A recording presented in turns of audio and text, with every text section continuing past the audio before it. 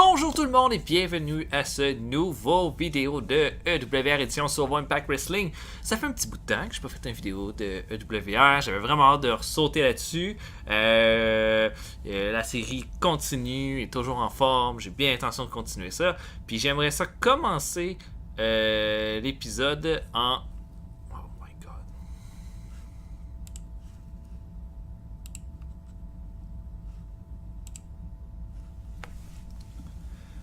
Bonjour tout le monde et bienvenue à ce nouveau vidéo de EWR édition Survivor Impact Wrestling.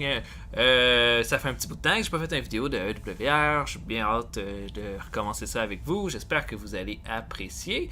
La série va bien. Je sais que j'ai commencé une nouvelle série là, de WWF 1987. J'ai fait surtout des vidéos de ça dernièrement, mais ça ne veut pas dire que j'abandonne rien. Je continue.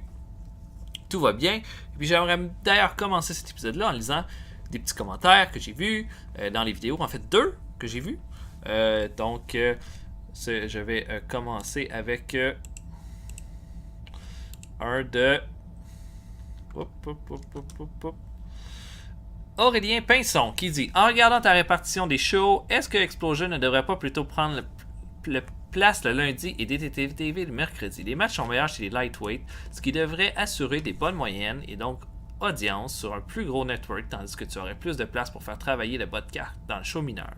Depuis ta renaissance du titre Global OT, pour ce show pourrait être une bonne chose pour faire travailler et mettre over tes éléments comme Cuerno, Riddle, Mac ou Matthews. Non.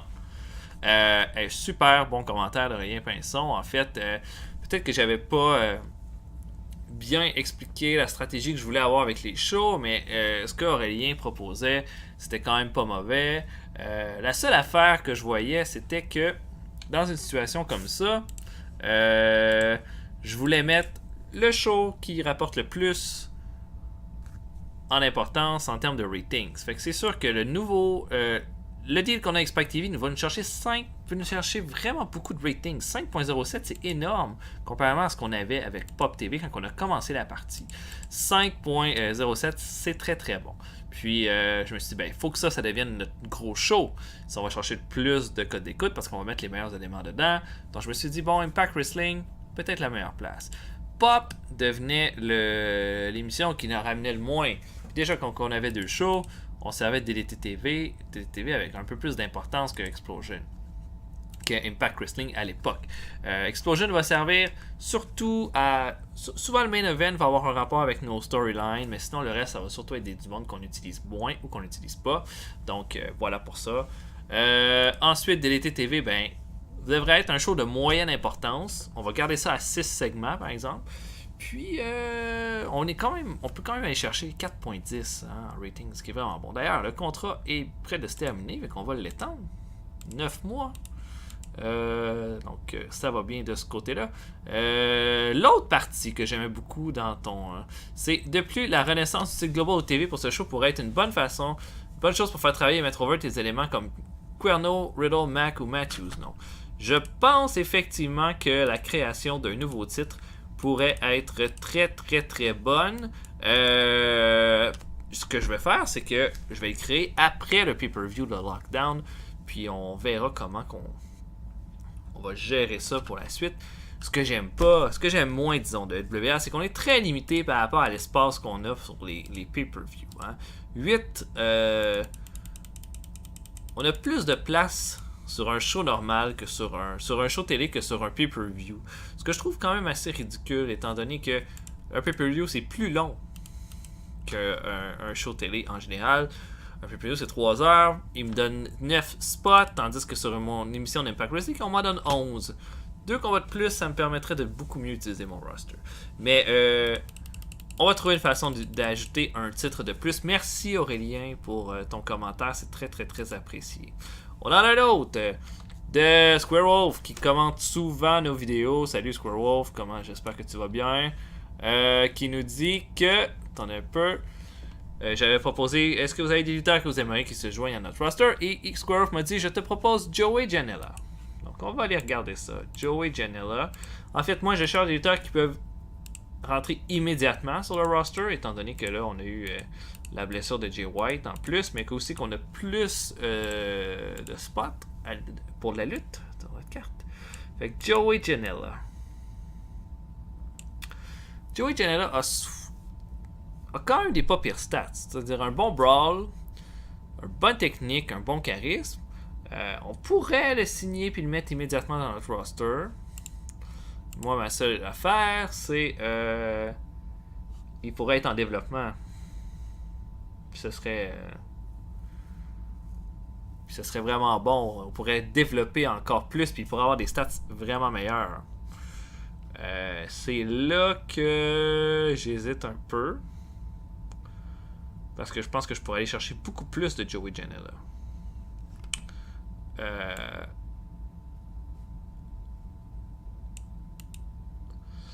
J'ai un gars comme Cedric Alexander qui est à 58 d'overall, va pas vraiment plus s'améliorer que ça. Qui est disponible, qui coûte pas super cher. Je le mettrais heal par exemple. Quoique c'est pas tant un heal naturel, mais il me semble que je pourrais faire quelque chose de pas pire avec lui. Mais regardez, Joey Janela, là, après le pay-per-view, je le signe en développement. Puis je vais vraiment travailler ces affaires-là.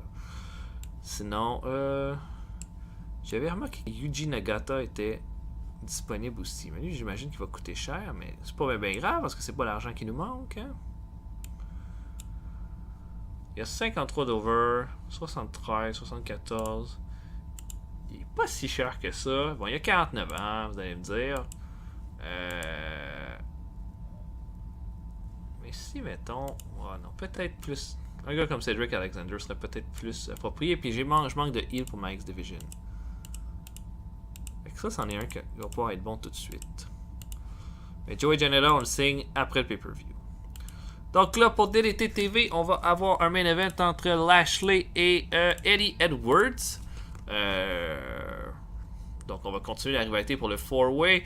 Je vais booker le tout. Et on va regarder ça ensuite. Salut tout le monde. Ok, DDT TV commence en force avec un match entre Rey Mysterio et King Cuerno et un superbe combat là. Honnêtement, King Cuerno, je pense qu'il est là, déjà là, ça fait un super mois là. Il y a comme 3 matchs of the year, comme 3 épisodes. On le fait tout le temps perdre, sauf que là je sens que c'est à veille de tourner, on va vraiment faire quelque chose avec lui. Il affronte Rey Mysterio. Mysterio a l'air d'avoir la tête ailleurs durant tout le combat, mais il finit quand même par l'emporter avec son 619.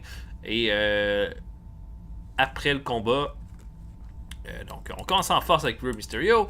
Après le combat, on a une espèce de vidéo qui joue de Pentagon à l'écran, où est-ce qu'on voit seulement comme une espèce de gros rituel avec un masque que le vieux masque Pentagon avait arraché à Rey Mysterio.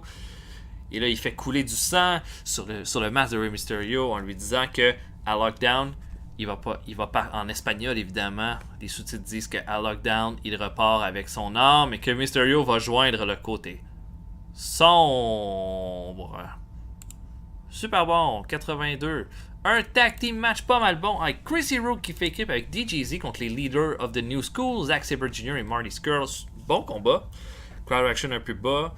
Chris Hero va l'emporter clean alors qu'il va faire son knockout à Marty Scurll pour la victoire. Zack Sabre Jr. va quitter le ring, mais va faire son cocky avec Chris Hero qui va être encore dans le ring. Donc la rivalité est bien mise pour un match entre Zack Sabre Jr. et Chris Hero à Lockdown. Aaron Rex et Jeff Cobb s'amènent au ring plus arrogant que jamais. Et là, Dalton Castle arrive, il dit bon ben bravo, ça fait un mois, vous faites de ma vie un enfer. Mais avec Moose, ça s'arrête là. Et là, Moose se pointe.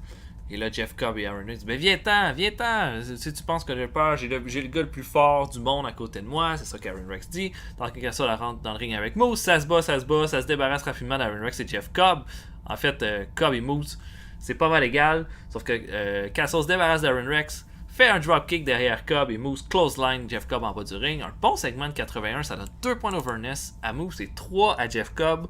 On est en train de faire de quoi de vraiment bon avec Moose et Cobb là, d'ailleurs. Le main event, Eddie Edwards affronte Lashley. Un bon combat, 84 de match quality, 79 de crowd reaction. Lashley va l'emporter clean cependant sur Eddie Edwards avec son spear dans un bon combat très équilibré. Après le combat, Lashley en a pas fini, il arrive avec une chaise, commence à donner des coups de chaise à Eddie Edwards. Sauf que Mark Briscoe arrive avec arrive dans le ring. Lashley lui donne un coup de chaise. Mark Briscoe, le no-soul, il se met à pisser le sang, il se met à hurler. Et ils attaquent Lashley pour finalement prendre la chaise sur le bord de frapper Lashley. Le Lashley préfère quitter le ring. Gros segment, puis un bon DDT TV de 81. Définitivement, le match entre Mysterio et King Cuerno a volé la vedette. Mais c'était un bon show. Zack Sabre Jr. va être plus haut. Ethan Carter voudrait affronter Homicide. 3.54 pour DDT TV. C'est bien en dessous de ce qu'on est capable de faire pour ce show-là. Donc là, le prochain show, ça va être notre Explosion. Qu'est-ce qu'on veut mettre?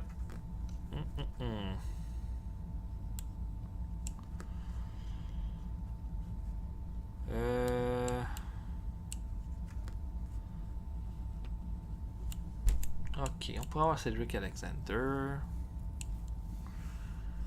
contre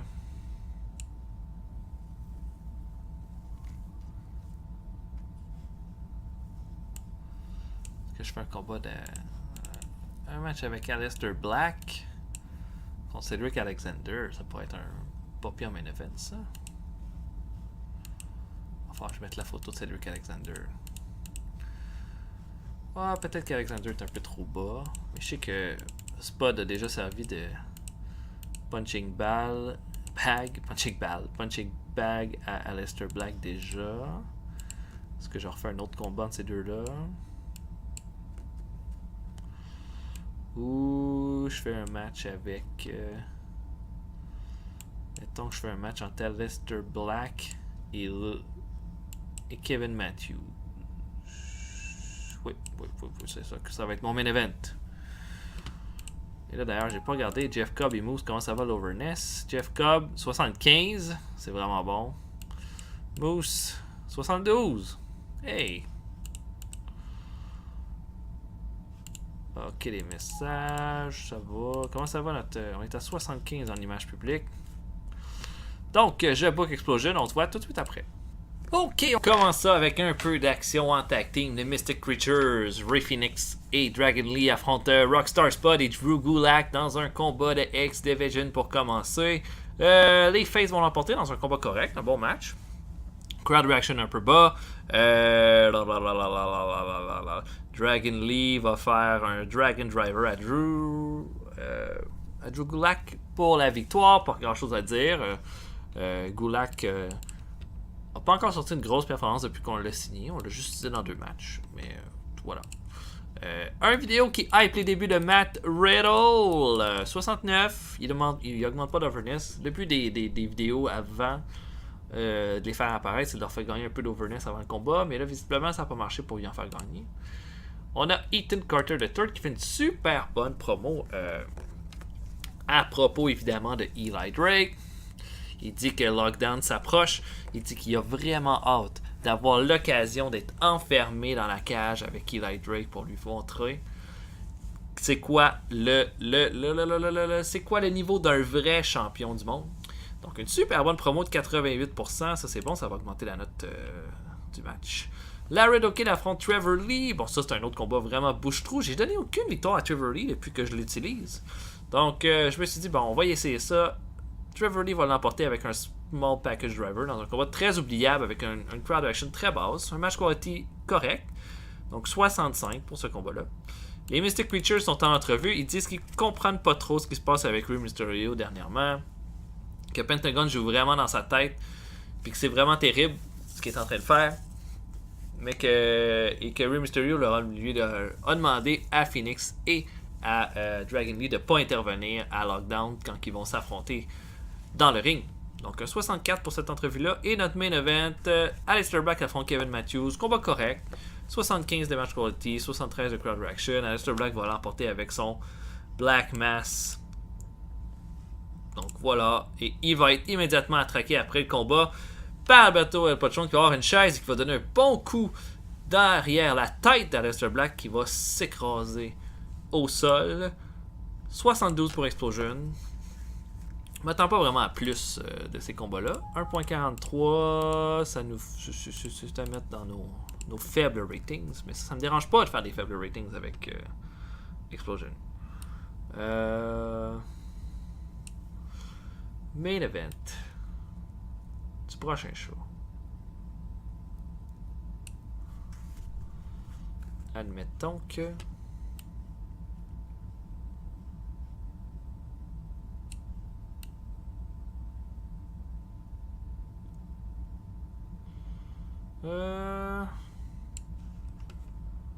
Mark Briscoe pour affronter Johnny Impact. Ouais, ça va être ça mon main event pour Impact Wrestling.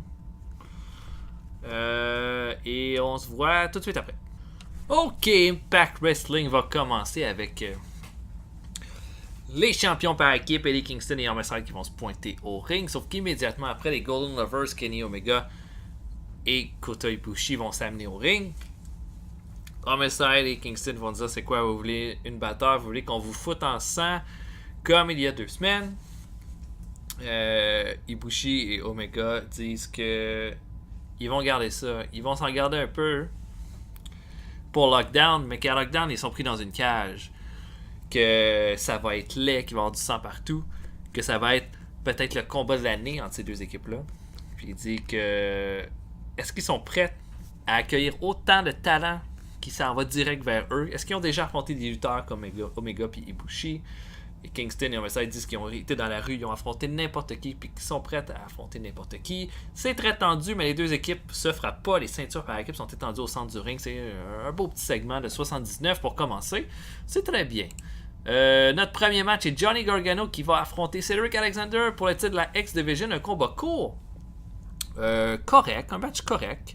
Gargano va battre Alexander avec le Hurt Donut. Il faudrait changer la gimmick de Cedric Alexander si c'est pour être un heel. Je m'en rappelle pas c'est quel cas. En tout cas, petit combat comme ça. Gargano garde son titre. Il n'y a pas grand chose à en dire. Ethan Carter et Eli Drake se confrontent dans le ring à la veille de leur combat de championnat du monde. Ils font juste échanger les cracks, les 2 lutteurs. La tension monte. Puis les 2 sont sur le bord de se battre. Eli Drake dit, tu sais quoi? Moi je m'en vais. Et il quitte le ring au moment où est-ce qu'il s'en allait se battre. Drake se fait un hit pas possible. 77, c'est un peu blush. Je m'attendais à quelque chose comme 85. Mais voilà, 77. Braxton Sutter affronte Alberto El Patron. Un bon petit match, 77 de match quality. El Patron qui réussit à vaincre facilement Braxton Sutter avec son Rope Destinos. Alberto El Patron qui va affronter Aleister Black à Lockdown. Un match entre Moose et Jeff Cobb, un bon petit match, 78 d'overall rating, un match quality de 84, ça se termine en draw entre les deux. Les 2 monstres étaient accompagnés, Moose était accompagné de Dalton Castle, Jeff Cobb d'Aaron Rex. Incapable de trouver un gagnant, Moose et Jeff Cobb se battent un peu partout et finalement ça finit en double décompte extérieur, donc très très even Steven en vue de Lockdown pour les tag team match. Tommaso Ciampa est en entrevue. Il dit qu'il vient de regarder Gargano aller. Il dit que c'est pas le même Gargano qu'il a déjà affronté. Il dit que c'est un Gargano qui est faible. C'est un Gargano qui a l'air émotif. Puis c'est un Gargano...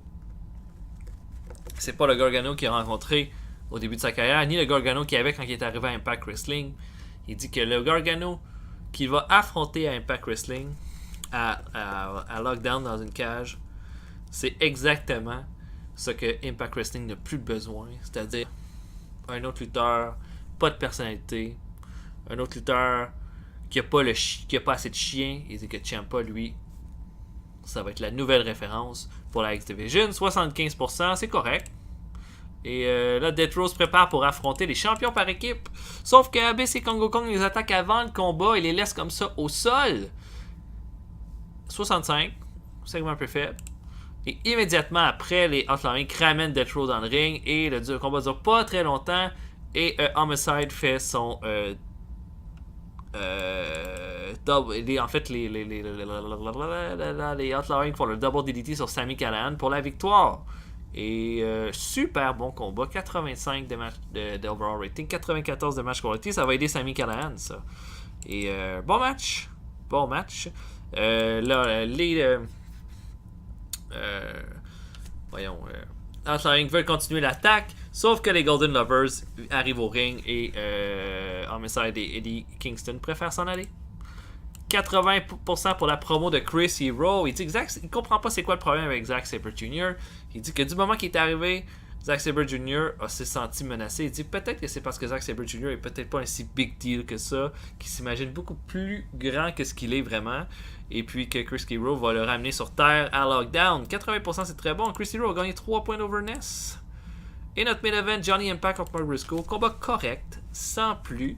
Johnny Impact va l'emporter en tenant le maillot de Mark Briscoe. Sauf qu'immédiatement après, Mark Briscoe va commencer à tabasser Johnny Impact. Il continue de faire son malade mental, va frapper la tête d'Impact sur le poteau. Et boum! On finit ça avec Lashley qui arrive et fait un spear à Mark Briscoe en bas du ring. Et c'est comme ça, on est prêt pour le 4-way. Un faible segment cependant, à seulement 70%. Ça fait 75% pour Impact Wrestling. C'est un peu dommage. On n'a pas eu vraiment rien qui s'est vraiment démarqué, sauf le tag team match qui était super bon. Ça en fait, DDT TV était définitivement le meilleur show de la semaine. On avait fait un Impact Wrestling pas mal meilleur que ça là, dernièrement. Là. Ouais. Oh, on a un incident. Oh! Marty Scurll a marié une fille inconnue de Anthem Sport, on va dire le CEO d'Anthem Sport. Donc Marty Scurll deviendrait unsackable. Ben oui! Il va rester à 46 000$ par mois jusqu'à la fin de ses jours. Ok, bon, ben, on est prêt pour notre pay-per-view. Donc, ce qu'on va faire... On va peut-être s'ajouter quelque chose, tiens.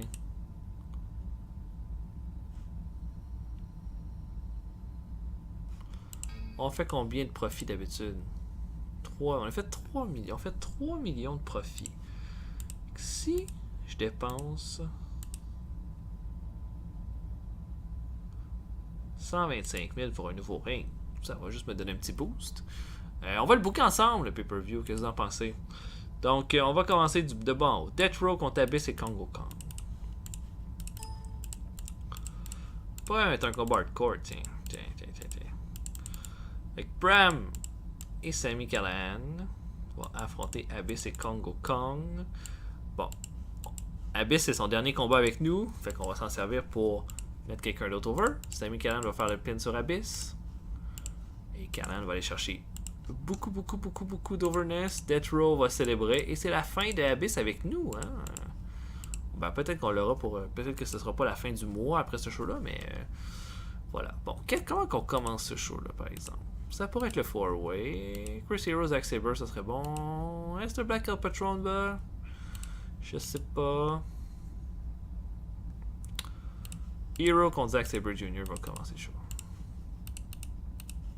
Ouais. Et on va donner une victoire clean à Chris Hero là-dessus.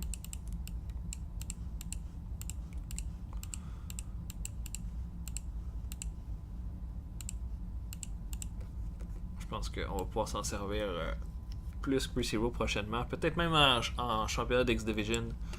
Si Tommaso Ciampa devient notre nouveau champion. Est-ce qu'on va regarder ça plus tard? Bon, ok, ça c'est bon, c'est fait.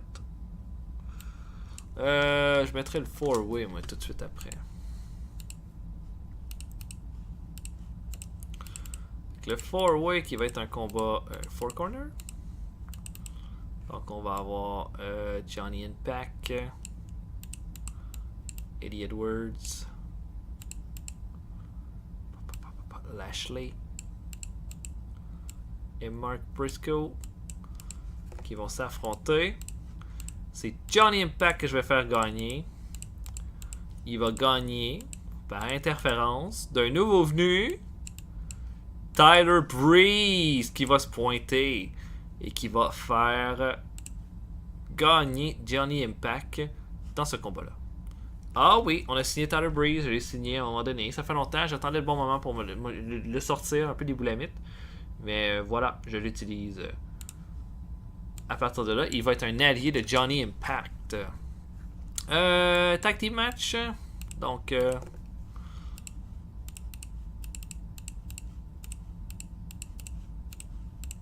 Dalton Castle et Moose.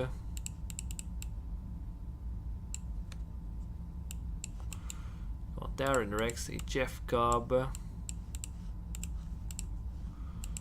On va mettre Moose qui va faire le pin sur Aaron Rex. Aaron Rex est un peu un pleutre, là. Il a peur de se battre et tout ça. Il va se ramasser tout seul devant Moose qui va juste lui faire un bicycle kick.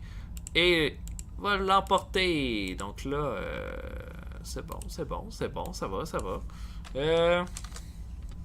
Aleister Black contre El Patron. On va donner la victoire à El Patron. Même si Aleister Black a bien fait. Aleister Black, El Patron va l'emporter en trichant. Tiens. On verra ce qu'on va garder pour lui à partir de là, mais El Patron va se sauver. Après le match. Ensuite, je mettrai le championnat de la X-Division. La X-Division qui va être dans une cage parce que c'est lockdown. Gargano contre Tommaso Ciampa.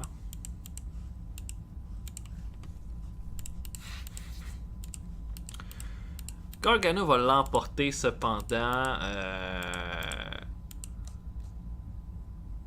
Tommaso Ciampa va être vraiment frustré. Donc ça peut être une espèce de bullshit finish où est-ce que les deux se battent au top de la cage.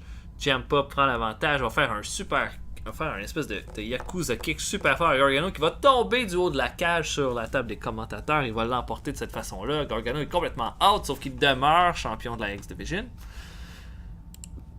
On va voir le match entre Rey Mysterio et Pentagon. On pourrait même mettre ça en combat, là. Last Man Standing. Mysterio a gagné le mois passé, sauf que là, cette fois-là, Pentagon va le détruire. Il va non seulement le détruire, il va arracher le masque de Mysterio. Il va le laisser, bon là, on verra pas le visage de Mysterio, mais il va le laisser comme ça, face contre le ring, pas de masque, et va quitter le ring. Encore une fois, le Pentagon là, qui montre sa domination. On va mettre le championnat par équipe là. Dans une cage.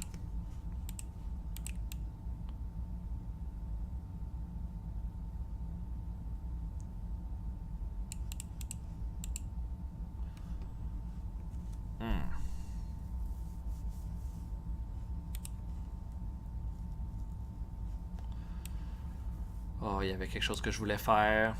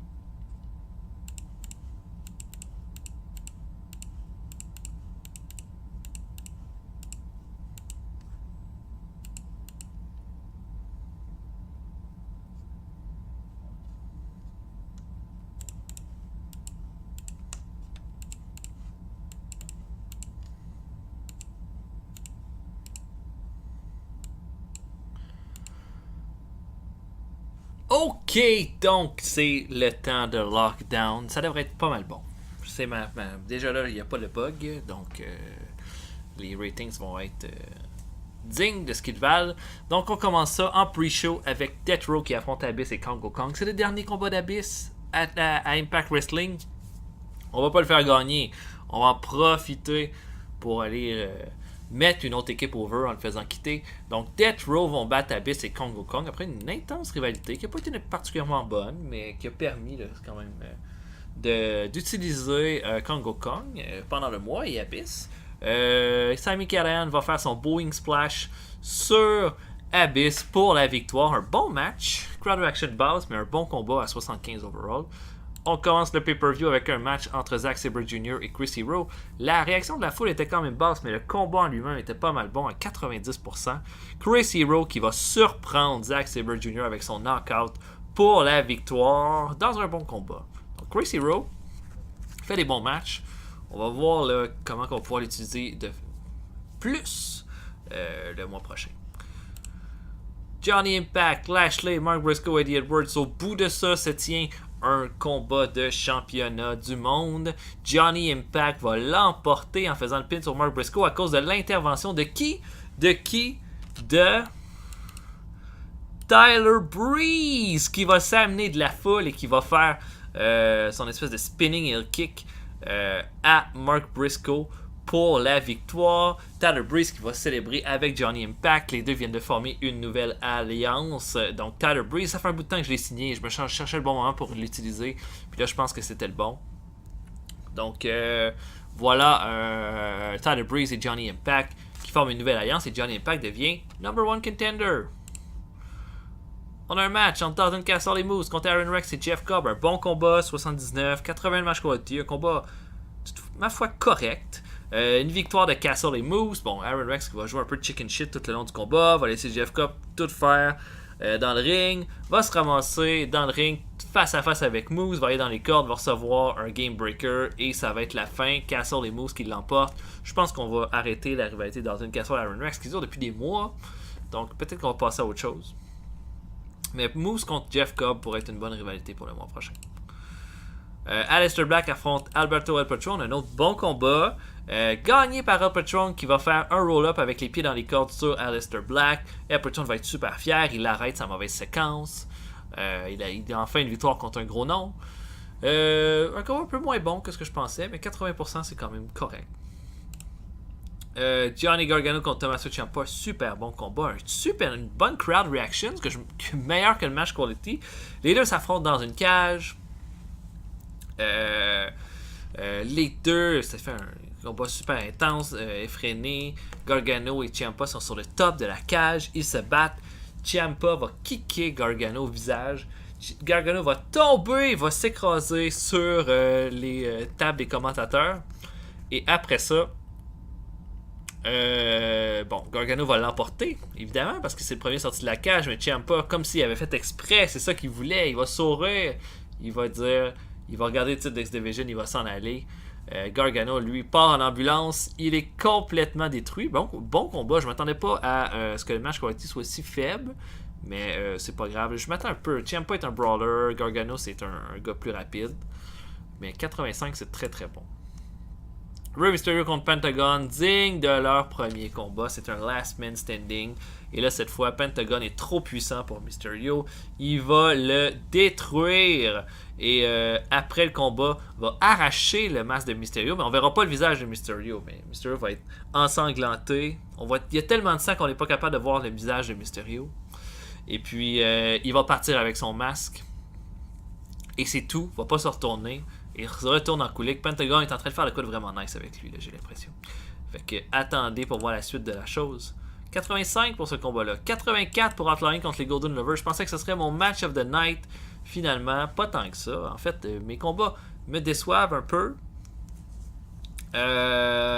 Les Golden Lovers sont sur le bord de l'emporter.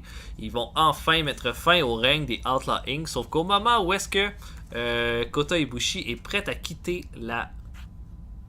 Kenny Omega est prêt à quitter la cage, il y a une femme qui arrive et qui slame la cage au visage de Kenny Omega. C'est Katrina de la Lucha Underground.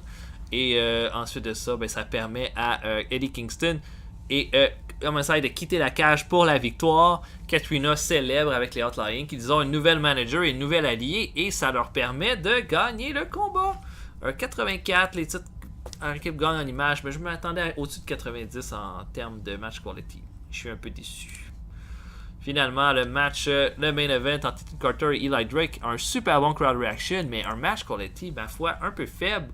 J'hésite là, à mettre Eli Drake champion. C'était un peu un de mes projets, là, mais un peu de difficulté. Il n'est pas si bon que ça dans le ring, en fait. Puis, mais ça fait quand même un match de 83.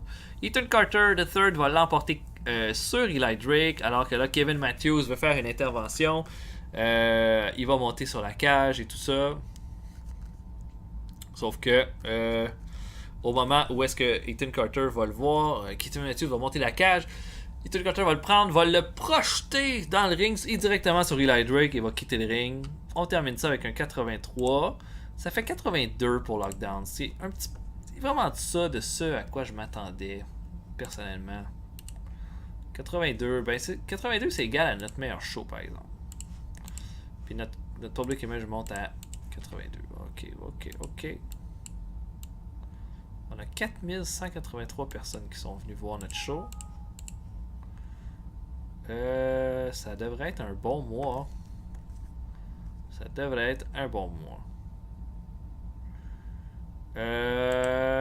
Donc voilà pour ça. Je vais arrêter ça immédiatement. Et on va se voir prochainement pour une autre vidéo. J'espère que vous avez apprécié. Laissez des commentaires. On va prendre le temps de les regarder ensemble la prochaine fois qu'on va faire une vidéo. J'espère que vous avez apprécié. Mon nom était Retro Pablo et je vous souhaite une excellente soirée. Salut tout le monde.